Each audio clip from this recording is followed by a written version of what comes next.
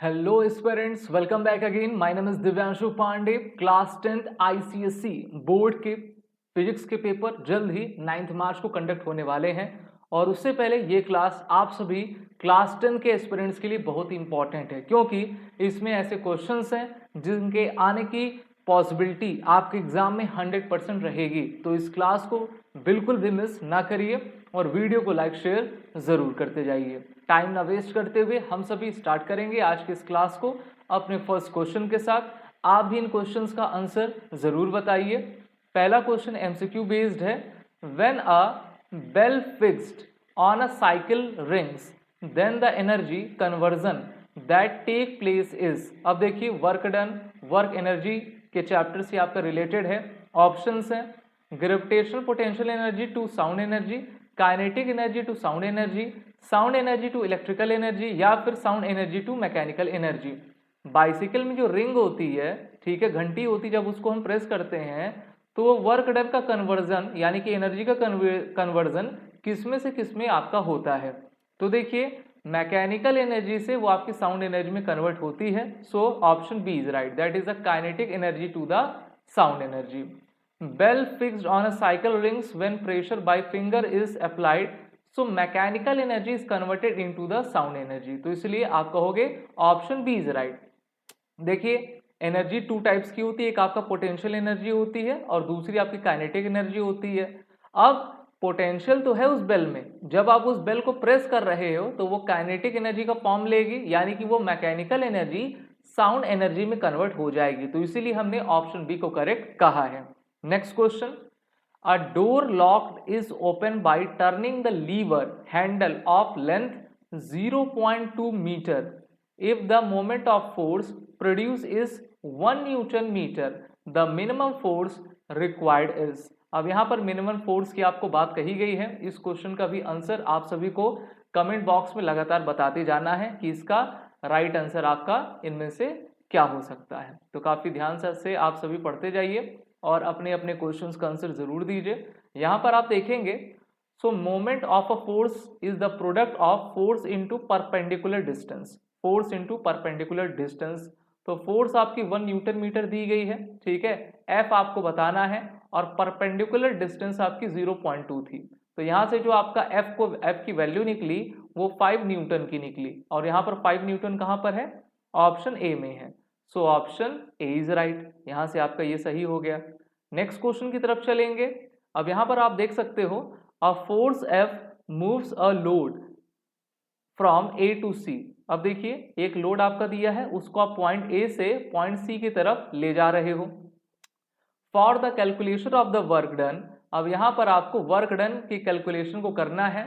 Which of these length would you use as the displacement, ठीक है, which of these lengths would you use as the displacement. अब देखिए block तो आपका यहां पर है, ठीक है, जब ब्लॉक यहां पर है फोर्स अप्लाइड तो इसी पर हो रहा है, तो हम 5 मीटर की तरफ आपका जाएंगे, ठीक है।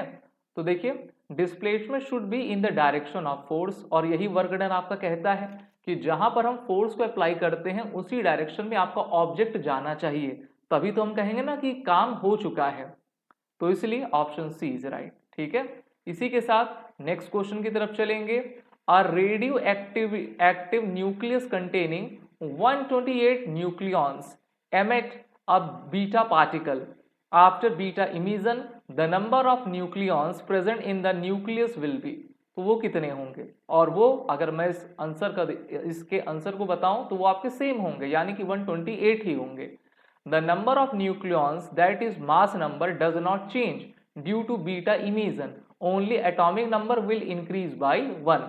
तो इमिशन करने से किसी भी तरीके से मास नंबर में आपका परिवर्तन, चेंजेस नहीं होंगे, वो सेम ही रहेंगे। इसलिए option A is right, that is the 128।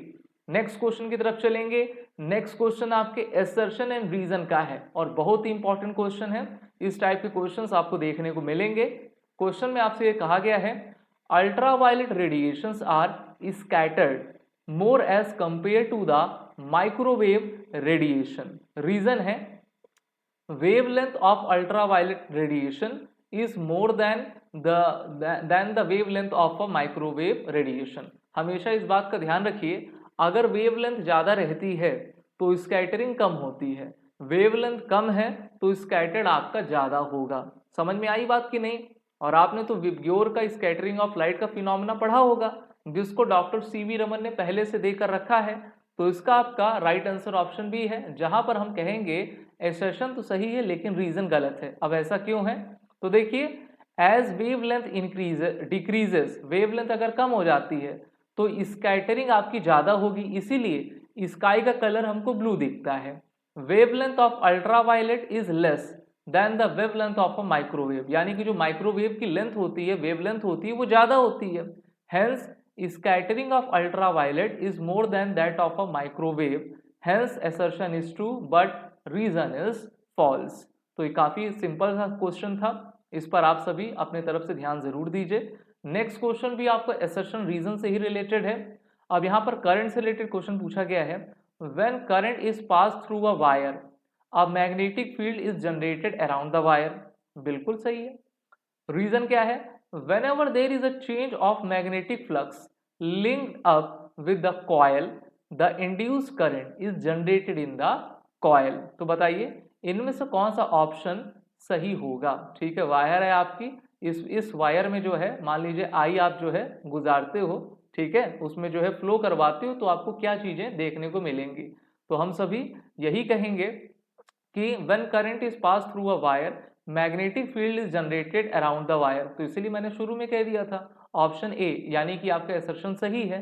So according to the Oersted experiment whenever electric current flows through a conductor it produces a magnetic field. इसलिए कहा जाता है कभी भी नंगी तारों के पास नहीं जाना चाहिए। और मेनली जो आपके रेलवे में रहा करती हैं 11,000 वॉट की आपकी रहती हैं, क्योंकि उनका इतना मैग्नेटिक फील्ड होता है वो किसी भी इंसान को अपने तरफ खींच सकता है। ठीक है, और अगर हम रीजन के बारे में जाने, so whenever there is a change of magnetic flux linked with the coil and induced current is generated in the coil, so reason is also true. ठीक है, और ये Faraday law of electromagnetic induction से आता है, जो कि electromagnetic induction को अपने तरफ से एक्सप्लेन किया करता है। नेक्स्ट क्वेश्चन आपके एमसीक्यू ही बेस्ड है। When the stem of vibrating tuning fork is pressed on a table. ठीक है, मान लीजिए एक चिमटा ले लिया आपने और उसको टेबल पर काफी कस के पटका, the table top start vibrating. जी हाँ, जरूर होगा। These vibrations are definitely an example of. तो ये जो वाइब्रेशन हो रहा है जिसको हिंदी में कंपन कहते हैं ना, वो क्यों होता है? वो किसका एग्जाम्पल है? रेजोनेंस का है, फोर्स वाइब्रेशन का है, नेचुरल वाइब्रेशन का है, या फिर डैम्प्ड वाइब्रेशन का है? तो देखिए बिना फोर्स लगाए वाइब्रेशन तो होगा नहीं, so option C is right. When stem of vibrating tuning fork is pressed on a table, the table top start vibrating due to periodic force applied by the tuning fork. This is an example of the forced vibration. Next question बहुत ही important है और ये आपके exam में पूछा जा सकता है, पहले भी पूछा गया है। Everything is right? चलिए अच्छी बात है। तो देखिए, during melting of ice at 0 degrees Celsius, the energy is released and temperature remains constant. Energy is absorbed and temperature remains constant. Energy is released and temperature decreases. Energy is absorbed and temperature increases. अब ये question आपके एक तरीके से latent heat से आपका related है, तो इस बात का हमको ध्यान देना है। और जब भी हम देखते हैं आइस को मेल्ट करते हैं यानी कि पिघलाते हैं, ठीक है, 0 डिग्री सेल्सियस से, तो हमको ये हमेशा पता चलता है कि during melting ice requires latent heat which is a form of energy and temperature remains constant at its melting point। ठीक है, टेम्परेचर हमेशा कांस्टेंट रहेगा और उसी कांस्टेंट टेम्परेचर पर वो जो आपका सॉलिड रहेगा यानी कि जो आइस क्यूब रहेगा पहले धीरे धीरे आपका मेल्ट होगा लिक्विड में और उसी टेम्परेचर पर मेल्ट होके वो जो है गैस में आपका बदल जाता है। इसी को आपका लेटेंट हीट कहा करते हैं, लेटेंट हीट ऑफ फ्यूजन कहते हैं। So option B is right, जिसमें हम कहेंगे energy is absorb and temperature remains constant. Energy तो एब्जॉर्ब हो रही है, सॉलिड से लिक्विड, लिक्विड से गैस बन रही है, लेकिन उसी समय टेम्परेचर भी आपका कांस्टेंट है और ये लेटेंट हीट का एक तरीके से फिनोमिना यहाँ पर शो करता है। नेक्स्ट क्वेश्चन की तरफ चलेंगे। देखिए यहाँ पर आपके ह्यूमन आई या फिर आप कह सकते हो कि लेंस और मिरर से रिलेटेड क्वेश्चन है। Linear magnification which is denoted by small m produced by a concave lens is less than 1, equal to 1, greater than 1 या फिर इक्वल टू 2। तो हम सभी जानते हैं लीनियर मैग्निफिकेशन जब भी कॉनकेव लेंस आपका प्रोड्यूस करता है तो वो हमेशा 1 से छोटा होता है, लेस देन आपका 1 रहा करता है। ये आपका कॉनकेव लेंस है, ये कॉन्वेक्स है, ये आपका कॉनकेव है, ठीक है। So concave lens always produces virtual erect image and smaller than the object. जैसे मान लीजिए ऑब्जेक्ट 5 सेंटीमीटर का है तो उसका जो इमेज आएगा वो इससे छोटा ही रहेगा, मान लेते हैं 3 सेंटीमीटर आपका रहेगा, ठीक है। वर्चुअल रहेगा, इरेक्ट रहेगा यानी कि सीधा खड़ा रहेगा। और उसकी जो मैग्निफिकेशन रहेगी, मैग्निफिकेशन को आप सभी जानते हो ना, V/U या फिर height of the image, height of the object, तो वो आपका क्या रहेगा, हमेशा लेस देन 1 रहा करता है, ठीक है। और ग्रेटर देन 1 हो गया तो आपकी ये कॉन्वेक्स में चला जाएगा। इसी तरीके से नेक्स्ट क्वेश्चन भी रेडियो एक्टिविटी से रिलेटेड है। A radioactive element is placed in an evacuated chamber. अच्छा, then the rate of radioactivity decay will decrease, increase, remain unchanged, depend on the surrounding temperature। तो एक बार फिर से question पढ़ेंगे। A radioactive element is placed in an evacuated chamber, then the rate of radioactive decay will be। तो देखिए ये आपका हमेशा remain unchanged रहेगा। So the rate of radioactive element is determined by the properties of nucleons of an atom। उस atom में आपका बीच में जो न्यूक्लियॉन्स रहेगा उस पर डिपेंड करता है। So it does not change bye environment external factor, ठीक है। उसके इंटरनल फैक्टर यानी कि न्यूक्लियॉन्स पर ही डिपेंड रहेगा। नेक्स्ट क्वेश्चन आपके ग्राफ से रिलेटेड है और 100% ग्राफ से रिलेटेड क्वेश्चन पूछा जाएगा। कभी VI ग्राफ पूछ लेगा, कभी आपका एनर्जी टेम्परेचर से रिलेटेड पूछा जाएगा।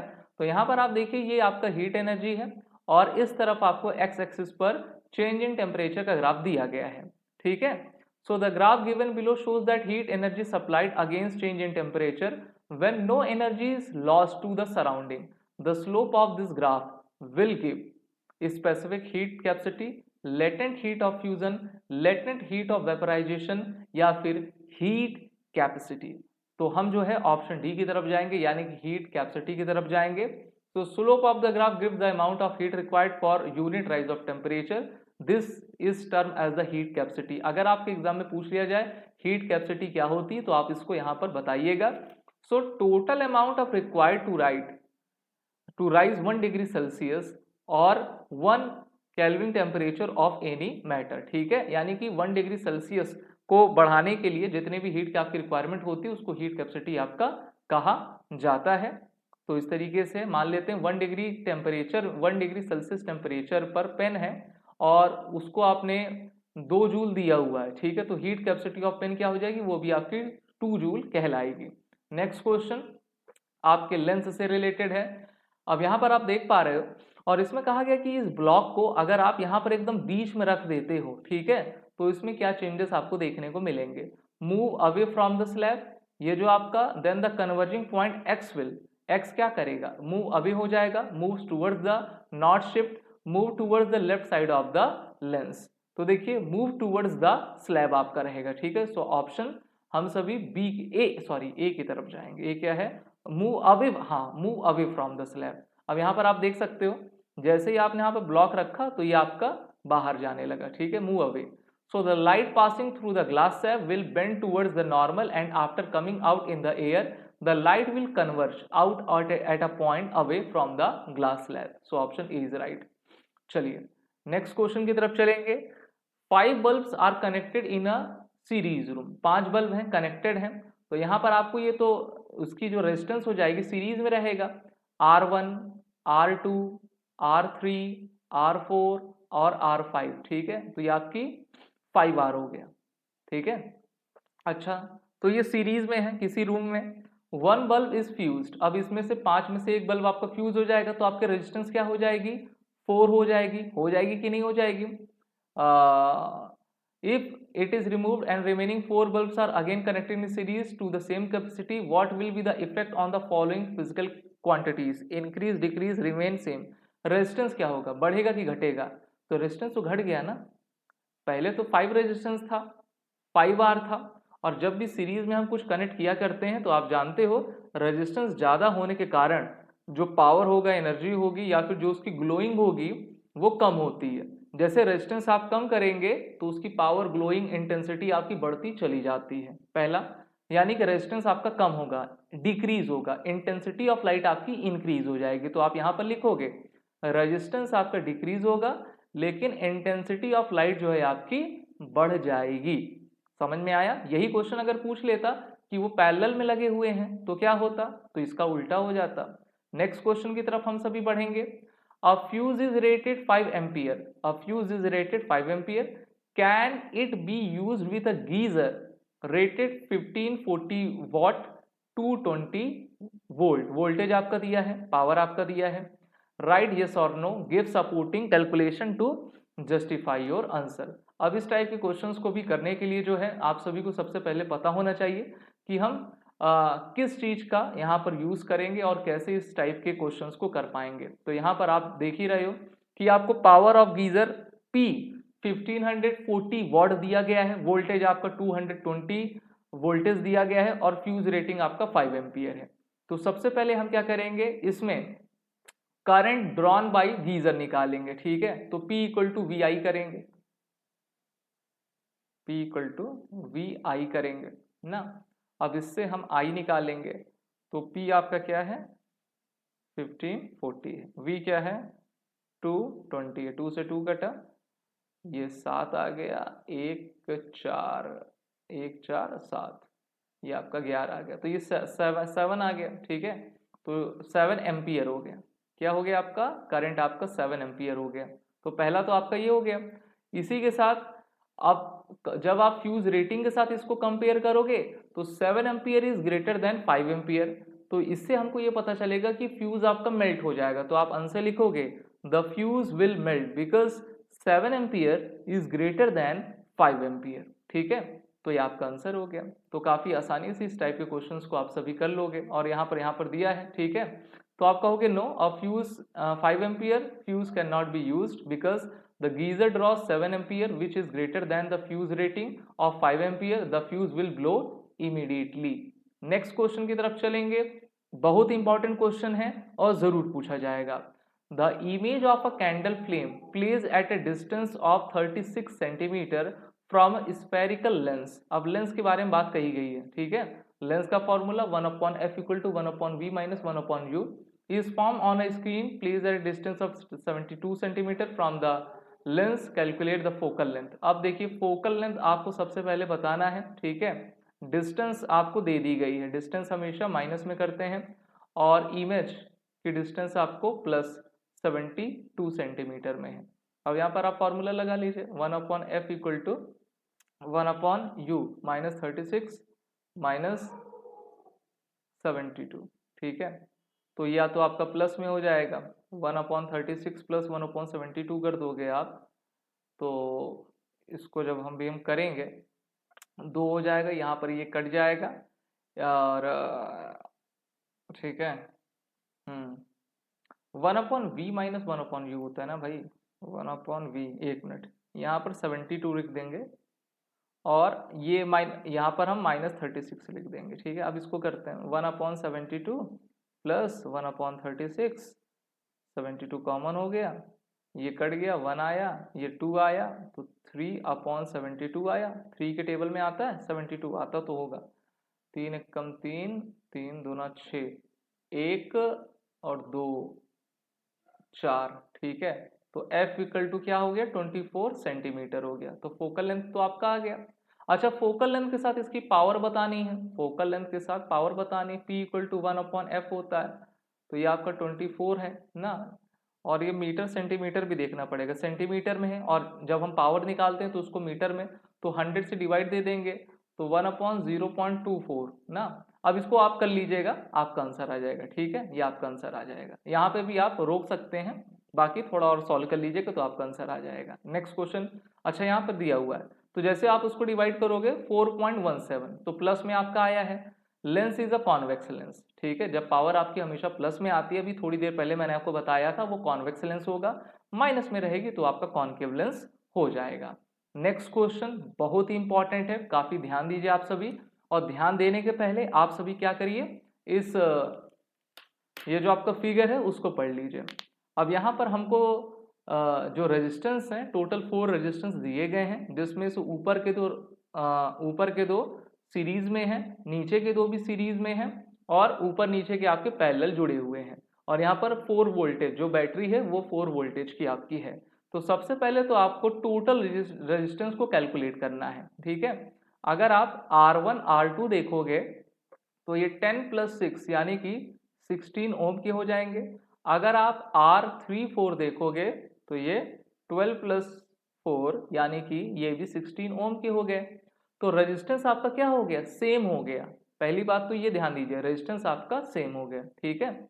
अच्छा, अब इसमें आप R12 प्लस इनका, क्योंकि ये पैरेलल में है, ये R34 करोगे, ठीक है। तो आपको 1/16 + 1/16 = 16/2 1/8। तो ये आपका ये जो पैरेलल में मिला वो 8 ओम हो गया, ठीक है, 8 ओम हो गया। अच्छा, कैलकुलेट द टोटल रेजिस्टेंस, आपको टोटल रेजिस्टेंस आ गया। Calculate the current drawn from the cell, ठीक है। तो सबसे पहले आपको कैलकुलेट करना है कि जो भी करंट है वो हम यहाँ से क्या निकालते हुए नजर आ रहे हैं, तभी तो आप इस टाइप के क्वेश्चन को कर पाओगे। तो करंट निकालना है यानी कि आई की वैल्यू को आपको यहाँ से निकालनी है। तो आई की वैल्यू को निकालने के लिए हम सिंपली जो है, एक मिनट,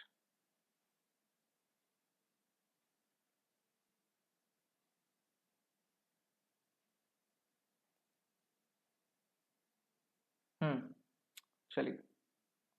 तो जैसा मैंने आपको बताया, ठीक है, इक्वल रेजिस्टेंस तो आपका ही है 16 ओम, तो यहाँ पर आ गया। R1 R2 आपके पैरेलल में थे तो उसको मैंने 8 ओम निकाल लिया था ना, इक्विवेलेंट रेजिस्टेंस। अब यहाँ पर करंट पूछा गया तो करंट आप ओम्स फॉर्मूला लगाएंगे, Ohm's law, V = equivalent resistance, ठीक है। तो V आपका 4 था और ये आपका 8 आया था, तो ये 1/2 जिसको आप 0.5 एम्पियर कह सकते हो, तो ये आ गया। अब इसी के साथ एक क्वेश्चन और पूछा है, state whether the current through 10 ohm resistor is greater than, less than or equal to the current through the 12 ohm resistor। अब देखिए इसको जो है सॉल्व करने के लिए, current in both resistors are equal because both the arms have the same resistance. बस resistance तो आपकी सेम है तो उसमें कोई भी आपका फर्क नहीं पड़ेगा। तो इस टाइप के क्वेश्चन को आप इस तरीके से कर पाएंगे जहां पर मैंने आपको सॉल्व करके बता भी दिया है। नेक्स्ट क्वेश्चन, अब देखिए यहाँ पर एक लड़का है जिसका नाम है जॉन। जॉन बनेगा don. John is trying to create a musical notes using water filled bottles.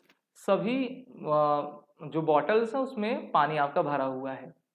Which of the bottles is likely to produce a musical note with the highest pitch? Highest pitch तभी रहेगा जिस bottle में आपका water सबसे कम है, क्योंकि उसमें vacuum आपका ज्यादा रहेगा, स्पेस ज्यादा रहेगा, तो वो पिच काफी ज्यादा प्रोड्यूस करेगा। समझ में आई बात कि नहीं? खाली बोतल आवाज ज्यादा करता है ना, इसमें सबसे ज्यादा खाली कौन सा है, ए है, बी है, सी है कि डी है?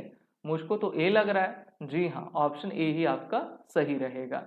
सो the pitch of a musical note produced by blowing across the top of a bottle is determined by the length of the air column inside the bottle. A shorter air column vibrates at a higher frequency, resulting in a higher pitch. Bottle A has the least amount of water, thus the longest air column, which will produce the lowest pitch. इसीलिए जैसे बांसुरी ले लीजिए, आप सभी flute ले लीजिए, उसमें आपका काफी मतलब अच्छी ध्वनि आती, पिच भी रहता है हाई आपका, और इसमें जो है आपका ऑप्शन ए सही है। नेक्स्ट क्वेश्चन की तरफ हम आगे बढ़ेंगे। नेक्स्ट क्वेश्चन बहुत ही इंपॉर्टेंट है। यहाँ पर आपको आप कह सकते हो कि वायर्स दिए गए हैं जिनके डायमीटर्स हैं, लेंथ आपकी हैं। तो क्या बताना, in the above diagram calculate the ratio of the resistance A B C D. जो रेजिस्टेंस हैं आपके उनके रेशियो को आपको बताना है। अब यहाँ पर पहले में देखिए लेंथ L है, डायमीटर 2D है। इसमें आपका लेंथ को डबल कर दिया गया, डायमीटर को हाफ किया गया है। इसमें 2L आपकी लेंथ है और 2D आपका वो है एरिया है, ठीक है। और इसमें भी आपका ये है, तो इसको आपको देखना है। मैं आपको सिंपली बता देता हूँ कि इस टाइप के क्वेश्चन को कैसे करना है ना। लगभग 3 मार्क्स के ये क्वेश्चन आपसे पूछ लिए जाएंगे। बड़ा ही सिंपल है। सबसे पहले जब भी हम इसको करते हैं तो आप जानते हो कि rho equal to R rho into L/A होता है, ठीक है, जहां पर रो आपका स्पेसिफिक रेजिस्टेंस होता है। तो आप क्या लिखोगे, R equal to rho into L upon A, where rho is the resistivity, L is the length and A is the cross section. और क्रॉस सेक्शन साथ ही साथ लेंथ इसमें आपके डिफरेंट दिए गए हैं, लेकिन जो स्पेसिफिक रेजिस्टेंस है सभी का आपका सेम है। तो आप क्या करते हो, जब भी एरिया हम निकालते हैं, area equal to pi r square cylinder का आपका होता है, क्योंकि वो सिलेंडर दिए गए हैं। अब जब आर देखोगे तो आर को हम क्या लिख सकते हैं, डी अपॉन टू लिख सकते हैं कि नहीं, और यहाँ पर स्क्वायर दिया गया है, तो स्क्वायर जब दिया गया है तो डी स्क्वायर अपॉन ये 4 हो जाएगा। तो इसको आप क्या लिख पाओगे, तो इसको जो है इस तरीके से लिख पाओगे कि आर, जहां पर आपका R equal to L upon A है, ठीक है, तो पाई डी स्क्वायर अपॉन 4 आपका हो जाएगा। अब यहाँ पर आपको 4 रेशियो दिए गए हैं, R A, R B, R C, R D, ठीक है। अब यहाँ पर जैसे आप करोगे, जैसे आर ए पे जाओगे, तो यहाँ पर जो इसका आप कह सकते हो कि एरिया ऑफ क्रॉस सेक्शन 2 था ना, तो इसका डबल हो जाएगा, 4d स्क्वायर हो जाएगा। यहाँ पर देख लीजिए 4 पाई डी स्क्वायर, तो इस तरीके से 1 2 3 4 निकलेगा। इनका जब आप रेशियो लोगे तो 1:12:2:4 आपका हो जाएगा, ठीक है। इस पिक्चर को आप सभी एक बार क्लिक कर सकते हैं और इसको आप समझ सकते हैं। लॉन्ग क्वेश्चन है लेकिन आने की संभावना है। Next question, there are 2 copper wires जिनकी लेंथ 1:2 रेशियो में, ठीक है। L1 और L2 जो है L2 जो है इनका 1:2 में है, and they have the cross sectional areas in the ratio, जो क्रॉस सेक्शनल एरियाज हैं इनके वो किस में है, 1:4 में है। What will be the ratio of their resistance, यानी कि इनके रेजिस्टेंस का रेशियो क्या रहेगा। सबसे पहले आपको क्या बताना है, R1:R2 बताना है, और दूसरा स्पेसिफिक रेजिस्टेंस बताना है। अब देखो स्पेसिफिक रेजिस्टेंस तो मुझको दिख कर ही पता चल रहा है कि वो आपके सेम होंगे, ठीक है, क्योंकि वो कॉपर वायर है। ये चीज तो आपकी पहले से बताई हुई है। तो सबसे पहले हम क्या करेंगे, रेशियो ऑफ रेजिस्टेंस निकालेंगे, ठीक है। यहां पर मैं लिख देता हूं, ratio of resistance R equal to rho into L upon आपका ए होता है कि नहीं। अब यहां पर आपको लेंथ और क्या कह सकते हैं कि एरिया का वो दिया है, तो R1 अपॉन R2 करेंगे, ठीक है। R1 अपॉन R2 करेंगे, L1 upon A1 is to L2 upon A2 कर लेंगे, ठीक है। L1 क्या है, 1 है, A1 क्या है, 1 है, ठीक है। L2 क्या है, 2 है, और A2 क्या है आपकी 2 है, ठीक है। यहाँ से ये कट गया, 2 आया, तो ये आपको जो रेशियो मिला वो 2:1 में मिला, ठीक है। यानी कि जो रेजिस्टेंस का रेशियो है वो आपका 2:1 में मिला, और स्पेसिफिक रेजिस्टेंस तो आपका सेम है। तो इस तरीके से आप इसका आंसर क्या लिखोगे, यहाँ पर मैं आपको बता देता हूँ।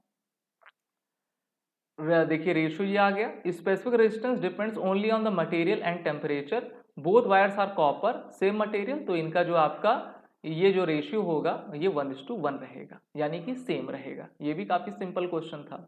नेक्स्ट क्वेश्चन बहुत ही इंपॉर्टेंट है, और यहाँ पर आप देखिए इलेक्ट्रिसिटी से रिलेटेड क्वेश्चन पूछा गया है। सबसे पहले तो हम इस इमेज को देखेंगे जहां पर हमको बैटरी दी गई है, अमीटर दिया गया है और 2 रेजिस्टेंस दिए गए हैं, ठीक है। In the given circuit diagram Meenakshi replace the ammeter by a voltmeter, यानी कि अमीटर की जगह वोल्ट मीटर को लगा दिया जाता है।